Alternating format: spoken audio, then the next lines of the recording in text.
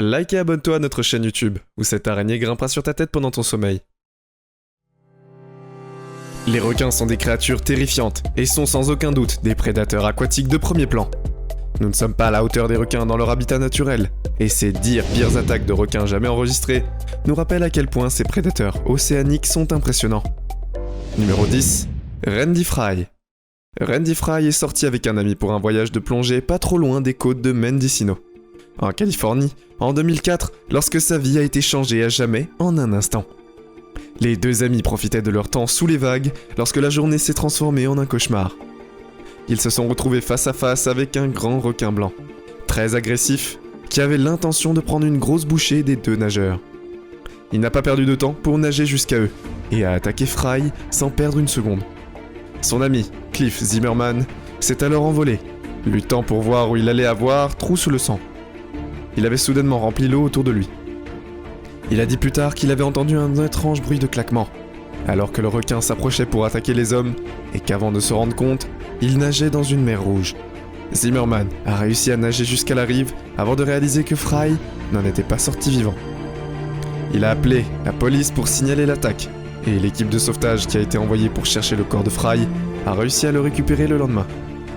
L'autopsie a révélé que le requin avait réussi à lui arracher la tête des épaules. Numéro 9. Terry Manuel. Terry Manuel était un grand fan de la plongée, et avait passé la plus grande partie de sa vie à plonger dans toutes sortes de lieux exotiques.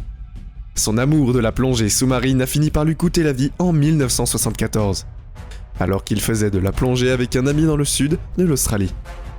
Il n'était pas très loin de la côte lorsqu'ils ont sauté dans l'eau et ont commencé à nager sous les vagues. Leur journée de bonheur a cependant été écourtée lorsque Manuel et son ami Talbot ont remarqué qu'un objet très grand s'approchait d'eux avec une envergure impressionnante. Et ils n'ont pas pu distinguer la forme avant qu'elle ne soit suffisamment proche pour frapper, Talbot réalisant trop tard qu'il regardait fixement un grand requin blanc massif. Le requin s'est accroché à Manuel et a essayé de s'éloigner à la nage avec lui, mais Talbot a réussi à libérer son ami des mâchoires du requin. Talbot a également réussi à effrayer le requin après son attaque, lui donnant assez de temps pour mettre et essayer de Manuel à l'abri. Malheureusement, le requin se déplaçait très rapidement lorsqu'il a attaqué Manuel à une vitesse estimée à 50 km/h. Les blessures qu'il a subies lorsqu'il a été touché par le requin, ainsi que les morsures qu'il a reçues, étaient trop graves pour qu'il puisse s'en remettre, et il s'est vidé de son sang avant de pouvoir regagner le rivage. Numéro 8. David Lienfield. Jeune homme ayant toute sa vie devant lui, David Lienfield a été mortellement attaqué par un requin alors qu'il était en voyage à l'âge de 20 ans. Il s'était rendu en Afrique du Sud avec un groupe de camarades surfeurs et était occupé à profiter des conditions épiques de la baie de Kogel, qui est un peu en lieu de surf et de bodyboard. Lienfield s'amusait sur un bodyboard pendant que tout le monde se détendait dans l'eau autour de lui, quand tout à coup il a poussé un cri terrifiant avant de disparaître sous les vagues. Le reste du groupe a immédiatement essayé d'aider Lienfield et de le sortir de l'eau lui-même.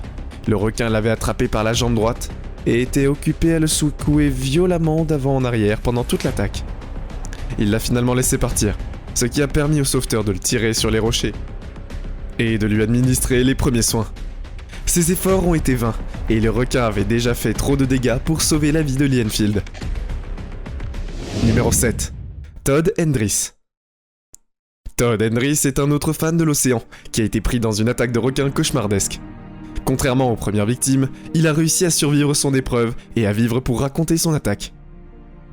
Les choses ne se seraient probablement pas aussi bien terminées qu'il n'avait pas été sauvé par un groupe de dauphins qui ont réussi à repousser le grand requin blanc de 15 pieds qui l'avait attaqué. Tout cela se passait en 2007 à la Marina State Beach de la baie de Monterey, et il n'y a eu pas d'avertissement préalable avant que le requin ne l'attrape et tente de le tuer. Quelques secondes après le début de l'attaque, un groupe de dauphins qui semblait passer au bon moment est intervenu et a commencé à battre le requin en lui donnant le temps de se rendre à terre avant qu'il ne tourne en rond pour une nouvelle attaque. Il a fallu 500 points de suture et 200 agrafes pour panser l'énorme blessure que le requin lui avait laissée.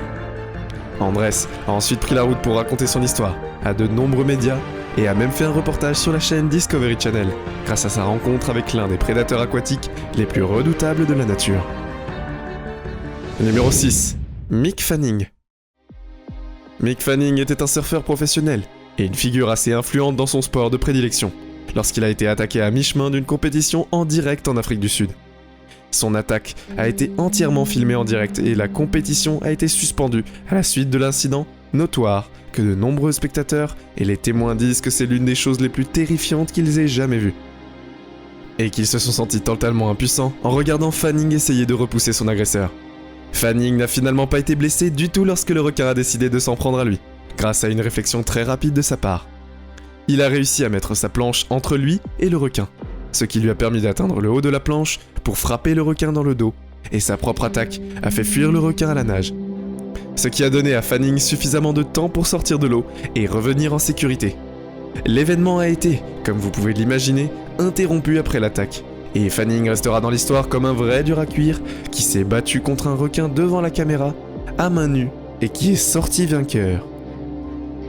Si Fanning n'avait pas agi aussi vite, les choses auraient pu facilement tourner au pire, et sa réflexion rapide ce jour-là lui a probablement sauvé la vie, ainsi que celle de ses compagnons de surf. Numéro 5. Elio Canestri. Elio Canestri a été le champion de surf en devenir qui n'avait que 13 ans, lorsqu'il a été tragiquement attaqué et tué par un requin. Il rêvait de devenir un surfeur professionnel, et savait que les attaques de requins étaient un réel problème pour les personnes dans sa situation, et avait précédemment dit à sa mère qu'il n'irait surfer que si des personnes frayaient pour les requins. En même temps, il a tenu parole, mais ses observateurs ont fini par manquer un requin qui a nagé jusqu'à Canestri un jour. Le requin l'a mordu au bras droit et a également réussi à lui arracher une grande partie de l'estomac. Canestri n'avait pas beaucoup de chance après une telle attaque, et il s'est vidé de son sang, bien avant qu'un bateau de sauvetage ne puisse le rejoindre. Tout cela s'est passé au large de l'île de la Réunion, qui a été depuis déclarée au large. Les autorités ont décidé à juste titre qu'il valait mieux être sûr que désolé à l'avenir. La mort d'Elio Canestri a été un facteur déterminant de leur décision finale. Numéro 4. Omar Conger. Omar Conger était très à l'aise dans l'océan et aimait plonger régulièrement, ce qui a fini par aller très mal pour lui un jour où il a accidentellement croisé la route d'un jeune homme de 16 ans en colère. Il plongeait avec son ami et collègue Chris Wren lorsque le requin est apparu de nulle part et s'est dirigé droit vers Conger. Son ami a regardé, impuissant, le requin balancer son ami sous les vagues et a fini par devoir nager pour sauver sa vie lorsque le requin a soudainement relâché Conger et s'est enfui vers Omar Conger.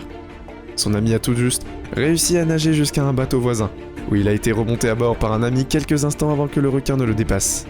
C'est alors qu'ils ont tous essayé de rejoindre Conger, en découvrant trop tard qu'il était déjà mort à cause de ses très graves blessures. Conger n'a pas été le seul à être attaqué, et tué au même endroit au cours de la même période. 3 autres plongeurs, ayant été attaqués par de grands requins blancs à cet endroit au cours d'une attaque à 2, étaient là. Numéro 3. Ian Redmond. Ian Redmond traînait avec sa nouvelle femme, Gemma Houghton, pendant leur lune de miel aux Seychelles, lorsque le désastre les a frappés. On leur avait répété qu'ils n'avaient pas du tout à s'inquiéter des requins, alors que les locaux et les locaux faisaient de la plongée libre. Ces derniers ont fini par se tromper totalement, et les 2 hommes ont été attaqués par un requin quelques jours plus tard seulement, lorsqu'ils faisaient de la plongée libre dans des eaux relativement peu profondes. Houghton a réussi à regagner le rivage, mais Redmond n'a pas eu autant de chance. Il a été transporté d'urgence dans un hôpital voisin, mais est mort en route car il avait déjà perdu beaucoup trop de sang à ce moment-là. La Fontaine a déclaré plus tard que la scène l'avait traumatisé de fin fond, ce qui n'est pas surprenant en ce qui nous concerne. Numéro 2. Rodney Fox. Rodney Fox a maintenant une cicatrice massive qui occupe la majeure partie de son torse, grâce à une attaque de grands requins blancs qui lui a laissé la chance d'être en vie. Il était un champion de pêche à la lance et a été attaqué en 1963 au large des côtes australiennes. La blessure qui lui a été laissée est pour le moins grave, et il a fallu plus de 500 points de suture pour reconstituer Fox. Une fois de plus, son côté gauche a été déchiré, et il reste un morceau de dent de requin incrusté dans son poignet. Ce qui rappelle de façon macabre la chance qu'il a de pouvoir filmer un certain nombre de documentaires sur les requins, et a fait de la sensibilisation et de la compréhension des requins et de leurs objectifs impermanents. Numéro 1. Bethany Hamilton. Bethany Hamilton est une vraie dure à cuire, qui à 13 ans aspirait à devenir surfeuse professionnelle lorsqu'elle a été attaquée par un requin. L'attaque l'a laissée sans bras gauche, Au lieu de la décourager, Bethany a continué à surfer et a fait de sérieuses vagues dans ce sport qu'elle ne pratiquait que depuis quelques mois après son attaque. Elle est toujours un grand nom du surf aujourd'hui. C'est fou que Bethany ait décidé de continuer à surfer même après avoir été attaquée par un requin. Cela montre à quel point elle s'amuse quand elle est sur l'eau, malgré le danger évident. C'est tout pour aujourd'hui. Nous espérons que vous avez apprécié cette vidéo autant que nous avons aimé la réaliser pour vous. N'oubliez pas d'aimer la vidéo, de commenter et surtout restez au courant de nos prochaines vidéos en vous abonnant et en cliquant sur la cloche de notification. Comme ça, vous ne pourrez rien louper du prochain contenu de la chaîne. Passez une belle journée.